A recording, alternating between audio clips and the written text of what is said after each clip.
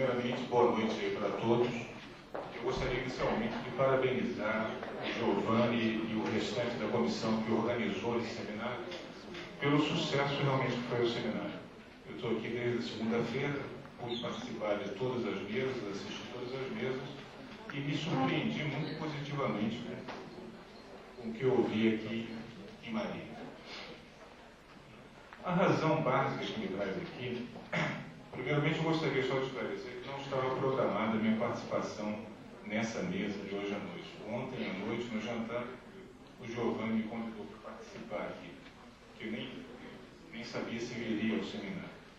Eu aceitei o convite porque uma das razões que me trouxe aqui ao seminário é justamente que nós, da fiscalização do Ministério do Trabalho, vemos, sim, de uma forma assim, muito proveitosa, vemos que há um proveito mútuo de uma articulação e de um estreitamento das relações entre a fiscalização do Ministério do Trabalho e o trabalho que vocês desenvolvem aqui, o trabalho específico dos sociólogos do trabalho, dos cientistas sociais do trabalho. Nós, no Ministério do Trabalho, especificamente na Secretaria Nacional de Fiscalização, estamos envolvidos num projeto bastante amplo de qualificação do pessoal técnico da fiscalização. Esse projeto se intitula O Novo Perfil da Fiscalização e o objetivo dele, básico, é melhorar a qualidade da intervenção da fiscalização no mundo do trabalho. Esse é o nosso propósito. Uma das coisas que nós já percebemos ao longo do projeto é que a fiscalização do trabalho, infelizmente, até por uma questão da sua formação histórica e também da formação dos seus quadros profissionais, a fiscalização do trabalho tende a olhar as situações trabalhistas, a olhar o mundo do trabalho sob uma perspectiva essencialmente jurídica, né? Cerca de 80% dos quadros da Auditoria Fiscal do Trabalho têm formação na área jurídica. E essa perspectiva jurídica tende a analisar qualquer situação que a gente observa no mundo do trabalho, basicamente sobre o aspecto da licitude ou da ilicitude daquela prática. Tá? Pois bem, isso é uma coisa natural em qualquer fiscalização e nunca qualquer serviço de fiscalização poderá algum dia se descuidar dessas questões da licitude ou da ilicitude. Isso faz parte do ser mesmo da fiscalização. Mas nós estamos considerando que realmente as mudanças que vêm ocorrendo no mundo do trabalho, as questões trabalhistas têm se apresentado um grau tamanho de complexidade que essa perspectiva eminentemente jurídica é insuficiente realmente para a compreensão do fenômeno. É insuficiente para que a gente possa fazer uma reflexão um pouco melhor do que está acontecendo no mundo do trabalho e é insuficiente também para orientar a nossa própria prática, a nossa intervenção no mundo do trabalho. Bom, por causa disso, eu realmente vejo com muito proveito a contribuição que poderia ser aportada por vocês do campo da sociologia do trabalho, e também da academia de modo geral, às nossas ações. Tá? Nesse programa que eu falei que o Ministério está envolvido, intitulado Novo Perfil da Fiscalização, no qual eu sou um dos coordenadores desse programa, uma das frentes que ele atua é justamente essa frente de capacitação, de treinamento, de desenvolvimento do quadro da fiscalização do trabalho. E a conclusão básica, isso já está mais ou menos assentado, é que nós precisamos realmente ampliar um pouco a visão do auditor fiscal do trabalho, trazer para ele novos conteúdos, quer dizer, a perspectiva dos sociólogos do trabalho, a perspectiva dos economistas do trabalho e diversas outras perspectivas analíticas. Por outro lado, eu também considero que vocês próprios, quer dizer, o próprio pessoal que milita nessa área de ciências sociais, também acho que obteriam assim, alguns proveitos, também alguns benefícios do estreitamento dessas relações entre a fiscalização do trabalho e vocês. Por exemplo, eu pude assistir aqui os painéis, as mesas que foram elaboradas e ontem me chamou a atenção particularmente na parte da tarde as comunicações que foram feitas aqui. Eu pulei de sala em sala e pude ver algumas das comunicações e percebi que muitas das questões que são tratadas aqui são questões que a fiscalização do trabalho está o dia inteiro, quer dizer, o ano inteiro em cima dessas mesmas questões. Nós temos uma quantidade assim, enorme de informações que, com toda certeza, poderiam até auxiliar, porque um dos problemas básicos pesquisa, a elaboração de dissertações de mestrado ou mesmo monografias de graduação é justamente você obter dados, né? Eu acredito que vocês todos aí, pessoas que estão fazendo graduação, concluindo suas monografias ou fazendo dissertações de mestrado, têm uma grande dificuldade em obter dados e informações para melhor elaborar o seu trabalho. Nós, da fiscalização do trabalho, temos uma série de dados, há inúmeros relatórios da fiscalização do trabalho e temos também uma experiência bastante grande do contato direto, diário e anual com essas questões. Ao final da exposição do Ricardo Antunes, nós fomos, na segunda-feira, nós fomos jantar, e ele estava falando no jantar para mim, me deu um toque que eu achei até interessante. Eu estava falando exatamente dessa possibilidade de estreitamento dessas relações, e ele me disse que tanto Marx quanto Engels eram leitores assíduos dos relatórios da Inspeção do Trabalho da Inglaterra. Ele citou passagens ali do Capital em que há citações e grandes desenvolvimentos de Marx a partir de relatórios da Inspeção do Trabalho. Me lembrei também de um livro escrito por Engels, de um relatório chamado A Situação da Classe Trabalhadora na Inglaterra, em que também há uma quantidade enorme de referências a esse respeito.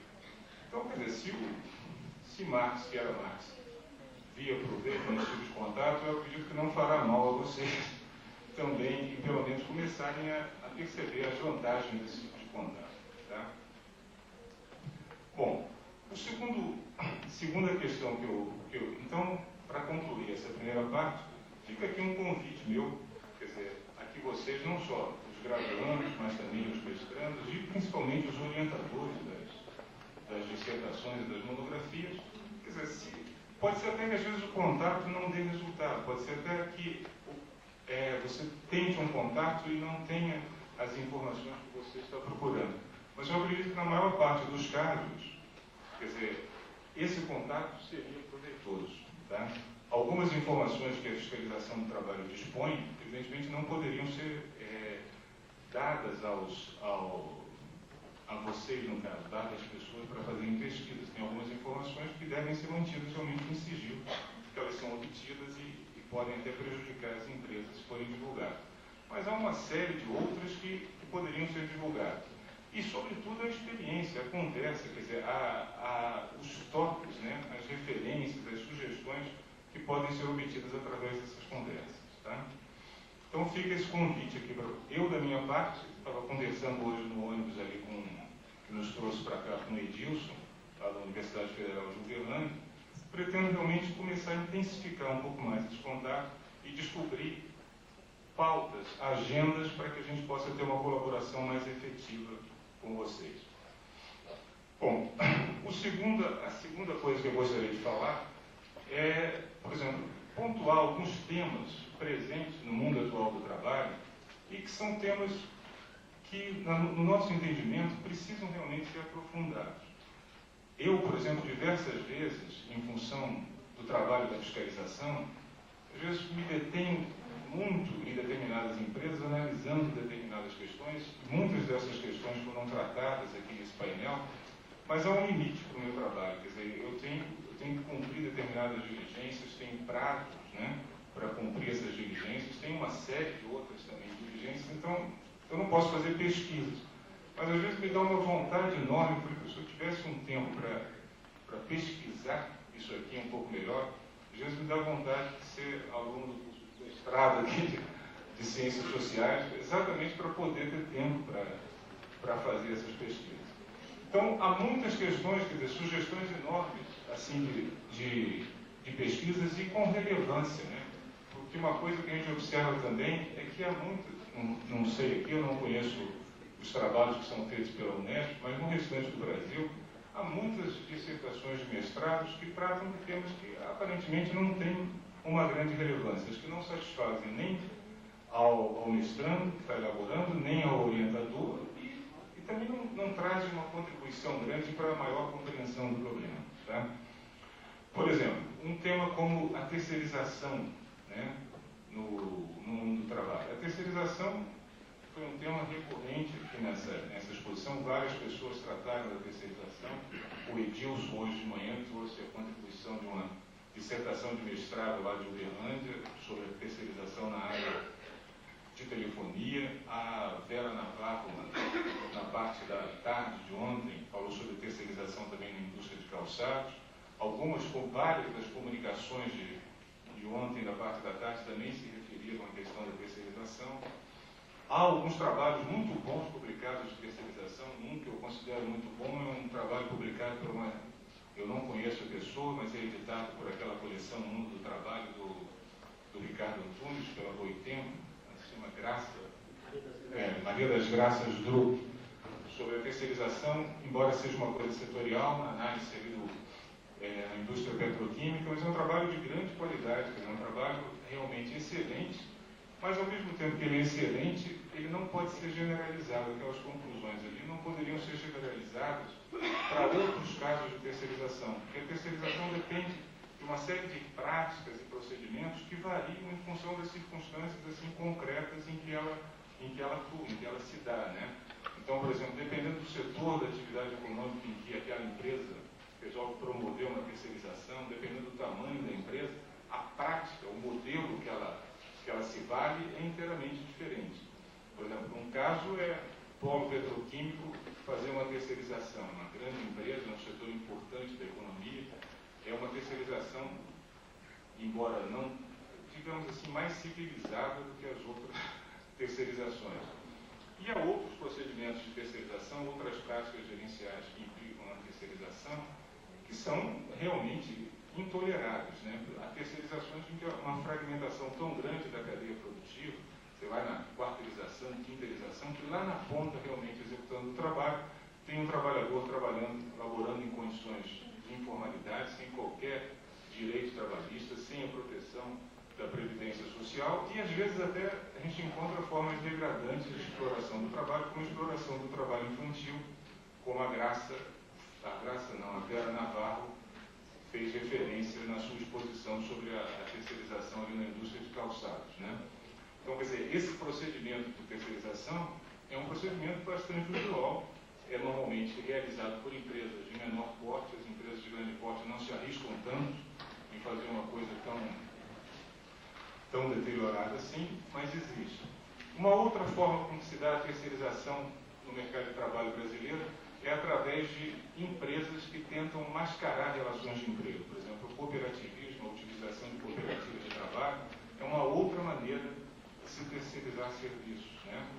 E, normalmente, por trás dessas cooperativas, o que a gente observa é simplesmente um mero mascaramento das relações de emprego. Quer dizer, não há uma cooperativa verdadeira. Em vários casos de fiscalização de cooperativas, foram feitos, inclusive, eu estava conversando com o nosso colega aqui, com o procurador do trabalho, o Ministério Público do Trabalho e a fiscalização do trabalho atuam muito em conjunto nessas questões. Nós fizemos há cerca de uns 3, 4 anos atrás diversas diligências com relação a cooperativas, e a gente observa que, no caso do cooperativismo, a ideia original da instituição da cooperativa nunca parte dos cooperados. A ideia original parte exatamente da empresa que depois vai tomar os serviços dessas cooperativas.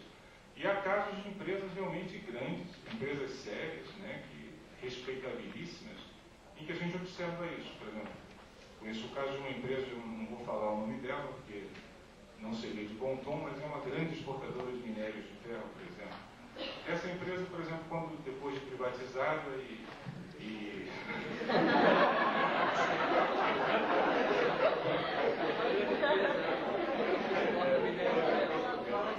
essa empresa, não vou dizer o nome, eu não digo nada, é mais fácil eu me defender se eu não disser o nome. É a conclusão de vocês. Mas, por exemplo, eu mesmo fiscalizei alguns procedimentos de terceirização nessa empresa. Por exemplo, na área de informática, a empresa tinha um grande parque de informática, né, todo mundo empregado e todo mundo ganhando bem.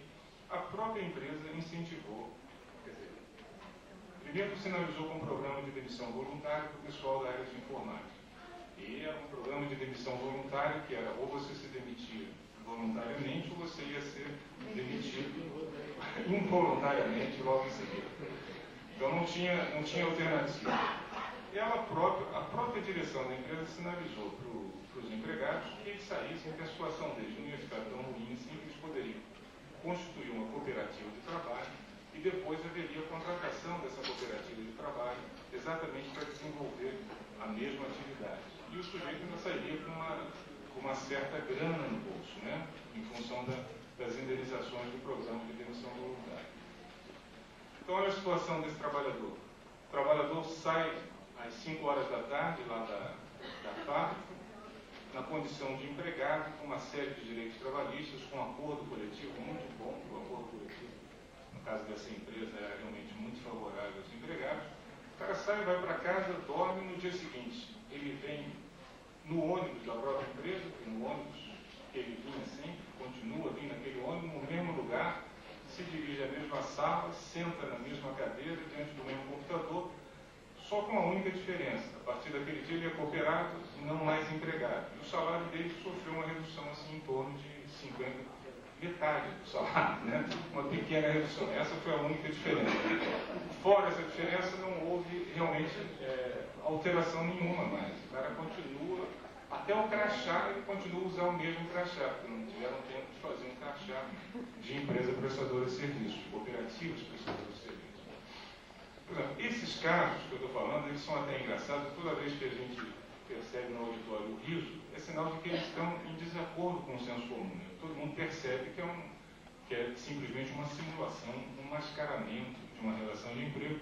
E esses casos, até depois de muita dificuldade, eles conseguem até ser contornados na justiça, ou pelo menos os empregados depois podem ser ressarcidos. Demoram mais tempo, mas podem ser ressarcidos dos direitos que lhe foram subtraídos.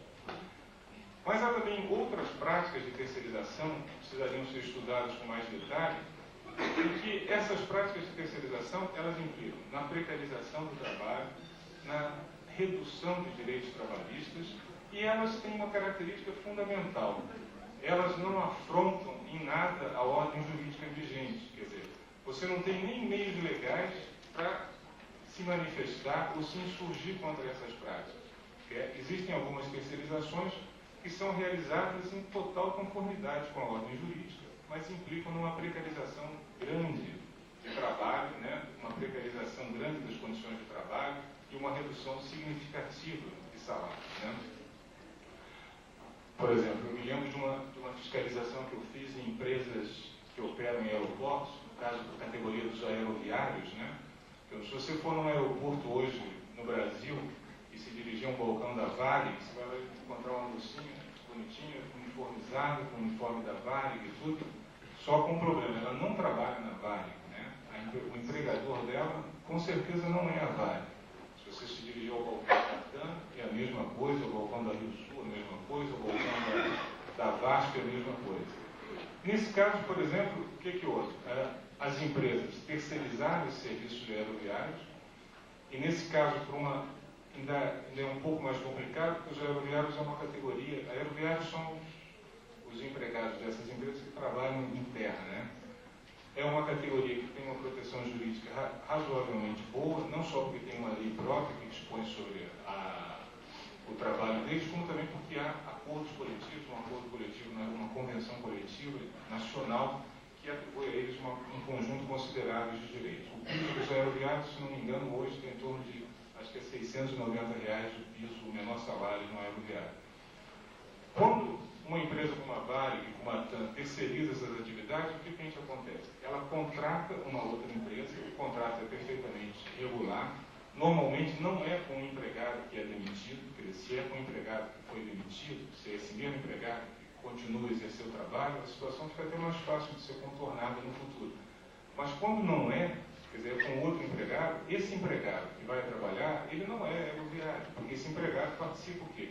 De uma empresa que está prestando serviços àquela empresa de aviação. Essa empresa, normalmente, pelo sistema nosso de organização sindical, que prevê a organização por categorias, essa empresa normalmente ou é da prestação de serviço ou é comercial. O piso da prestação de serviço ou o piso do comércio é um piso muito inferior a esse, né? Um exemplo, o piso aqui em São Paulo, não sei quanto é que é o piso do comércio, mas na maior parte do Brasil o piso do comércio está em torno de R$280. Então você vê, São Paulo é um pouco mais caro. Então, o que acontece? Acontece que a aquela pessoa passa a fazer o mesmo trabalho, em condições até às vezes de maior exigência e ganhando metade do salário. E a gente não tem, quer dizer, em princípio não há uma ilegalidade assim tão flagrante. Você poderia discutir a questão se ele se classificaria mesmo como comerciário, como aeroviário, mas isso depende já de questão judicial, é uma discussão longa e você não consegue resolver imediatamente. Então, por exemplo, a terceirização é um exemplo assim que eu vejo com muita clareza. É uma prática nociva que tem prejudicado, precarizado realmente as condições de trabalho no Brasil. Quer dizer, aquela terceirização boa que a gente vê em algumas empresas da Europa ou dos Estados Unidos, que é uma verdadeira parceria entre empresas e que tem casos raros desse aqui no Brasil. Me parece que a fábrica da Volkswagen, de caminhões da Volkswagen, em Resende, né? É um caso desse, uma parceria realmente. A Volkswagen fez uma parceria com 3, 4 grandes empresas, uma monta o chassi, a outra entrega os pneus, mas são todas empresas multinacionais, então os direitos trabalhistas ali estão praticamente iguais.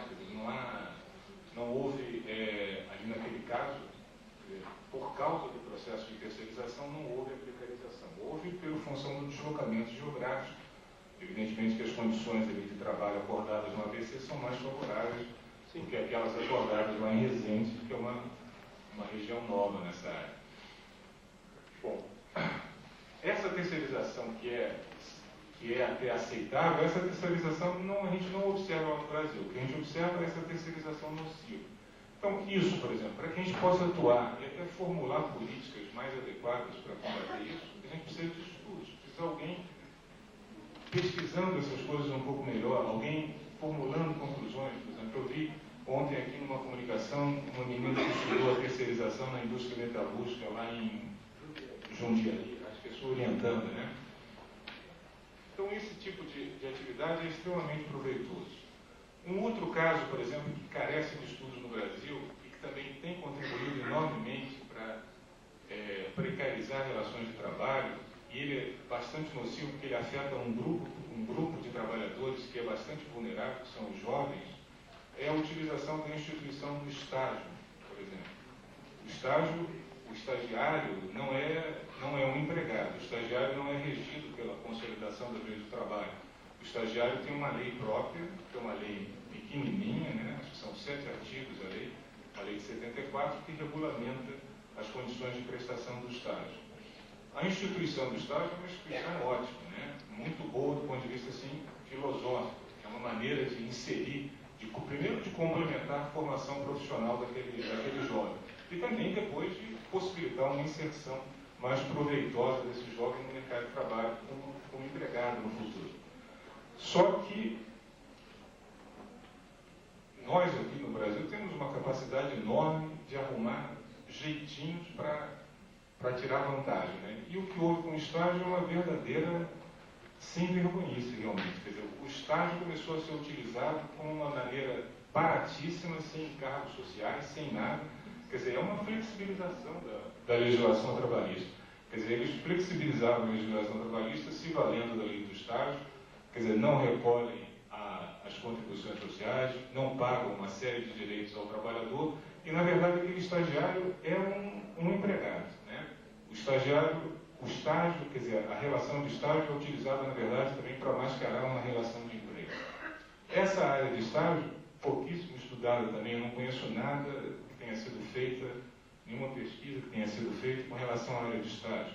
E há inúmeras questões para serem respondidas e poderiam ser pesquisadas. Por exemplo, a relação, por exemplo, entre a jornada de trabalho e o desempenho escolar desses alunos que estão fazendo, desses alunos que fazem estágio.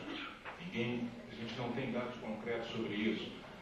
O que acontece posteriormente ao estágio, quer dizer, normalmente, como o estágio é uma forma barata de contratar, a empresa só contrata o estagiário porque é barato.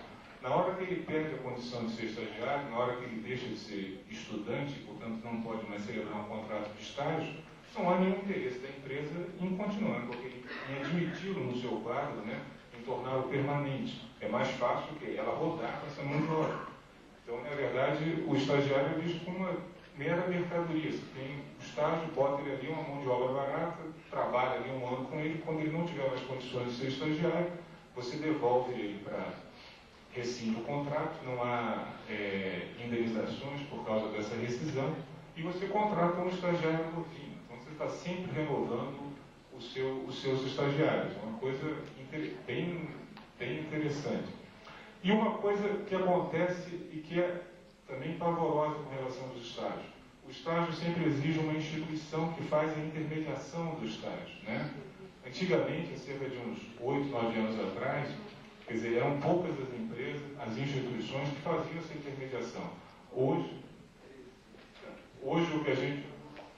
Tá bom, já observei, vou marcar. Então, hoje, por exemplo, há uma quantidade enorme de empresas fazendo a intermediação, e essas instituições, embora se digam instituições sem fins lucrativos, elas competem no mercado e têm uma política de marketing bastante agressiva. Elas realmente oferecem o estagiário, oferecem preços mais baratos dessa intermediação e chegam a fazer propaganda realmente. Conheço casos de empresas que vão, de instituições desse tipo, que vão e oferecem o serviço, vai ser mais barato, vale a pena, pode ir que eu garanto, passa. É um negócio absurdo, né? Uma coisa semelhante acontece também com outro grupo de trabalhadores, também extremamente vulnerável, que é o grupo dos menores, né? Menores de 16 a 18 anos, por exemplo, que podem trabalhar. Há também uma proliferação de instituições que, na verdade, são instituições não lucrativas, filantrópicas, que se constituem para facilitar a integração desses menores na sociedade, mas, na verdade, eles se tornam o quê? Agências de intermediação de mão de obra desses menores, né? Também isso houve uma proliferação dessas instituições no Brasil. E as empresas que contratam esses menores também não têm nenhum interesse em tornar esses menores do seu quadro permanente quando eles deixarem de ser menores. Então, o que a gente vê é o seguinte: eles são geralmente menores oriundos de famílias bem pobres, né? A instituição vai lá, pega o menor, dá uma certa asepsia no menor, dá um banho, dá um certo polimento no menor, manda ele cortar as unhas, corta o cabelo dele, dá um uniforme bonito para ele, bota ele de frente para um computador, ensina para ele a mexer no mouse e oferece esse menor. Geralmente é por meio salário mínimo, né? Trabalha 4 horas, mas é por meio salário mínimo. O empregador contrata esse menor, não tem nenhum interesse, a não ser que ele seja um menor verdadeiramente excepcional, né? Que se revele um verdadeiro gênio na empresa. Fora disso, ele não tem nenhum interesse em continuar com esse menor quando esse menor fizer 18 anos. Então, o que acontece com esse menor? Ele faz 18 anos de idade, o contrato dele não pode ser mantido, porque essas empresas só atuam nessa faixa. O empregador pede o quê? Para trocar o menor. Esse aqui vai embora, você me manda um menor novo. Aí vai o menor, que já fez 18 anos, falar com a direção da instituição, mas o que eu vou fazer agora? Estou desempregado. O que você pode fazer? Fala assim, bom, agora você já tem a maioridade trabalhista, agora você se vira aí, você já tem condições de trabalhar, né? Um outro grupo, por exemplo, nesse caso, não há também praticamente pesquisa nenhuma a respeito desse tema. Uma outra questão também, que também trata de um grupo, já estou terminando aqui, que trata de um grupo também extremamente vulnerável, que são as pessoas portadoras de deficiência no Brasil. É um grupo difícil de ser inserido no mercado de trabalho, porque a inserção deles não depende só do mercado de trabalho, quer dizer, tem que ser um trabalho realmente que envolva um grupo enorme de pessoas. Depende de mudanças no sistema de transporte urbano, mudanças nas vias públicas, nas calçadas, nos prédios públicos, né? E mudanças na própria empresa para que ele possa se adaptar. Pessoas portadoras de deficiência. Os dados recentes do censo do IBGE acusam um número expressivo de pessoas portadoras de deficiência, né? Eu acho até que são dados exagerados, porque a deficiência física ali é muito alta no censo do IBGE. Eu acredito que eu mesmo, que eu uso óculos, devo ser considerado deficiente físico ali pelo IBGE. Mas o número de deficientes físicos é um número bastante expressivo, cerca de 14%, segundo o censo, da população brasileira. Então é um número grande de pessoas, né? O que acontece com esses deficientes? Eles têm essa dificuldade, as instituições não estão preparadas, as próprias empresas não têm responsabilidade social para isso. Existe uma lei, que é a Lei de Custeio da Previdência Social, que estabelece algumas cotas, e assim mesmo só estabelece essas cotas para empresas grandes, né? E cotas pequenas. Então, a inserção desse grupo é muito difícil no mercado de trabalho. E não há ninguém estudando isso. Aliás, há uma pessoa, um sociólogo, que tem um livro publicado e me parece que ele é a referência bibliográfica nessa matéria, que é o José Pastore, né? É o único que eu conheço que produziu. Então, é um convite também, vocês deviam polemizar com José Pastore, porque José Pastore tem gosto muito dele, muito simpático, mas ele tem umas posições, assim, ele é muito inventivo, né, como sociólogo. Então, nesse livro dele, sobre as pessoas, sobre o trabalho dos portadores de deficiência, você observa que ele propõe já uma série de soluções. E como ninguém questiona, ninguém propõe coisas alternativas, acaba que as soluções dele são propostas. Então, por exemplo, esse sistema de cotas, o que ele propõe com as cotas, dada a inventividade do Pastore? Uma coisa bem simples. Vamos terceirizar essas cotas também. Mas é a solução. A solução é, vamos terceirizar as cotas. É isso que ele, em síntese, a proposta, a política pública que ele recomenda ali de alteração legislativa é terceirizar as cotas. Então, tudo bem. Então, esses são temas, todos esses temas são temas que davam uma boa lista mesmo, uma boa discussão, e são temas que quem mexe, quem está atuando dia a dia no mercado de trabalho, sabe disso. Eu acredito que o meu colega do Ministério Público também enfrenta esses mesmos problemas diariamente. Mas só que a gente não tem tempo realmente para se dedicar ao estudo desses temas. Então, fica aqui o convite para vocês. Eu acho que eu vou receber o segundo ultimato aqui do nosso coordenador, então eu vou terminar por aqui. Muito obrigado e sucesso aí para vocês.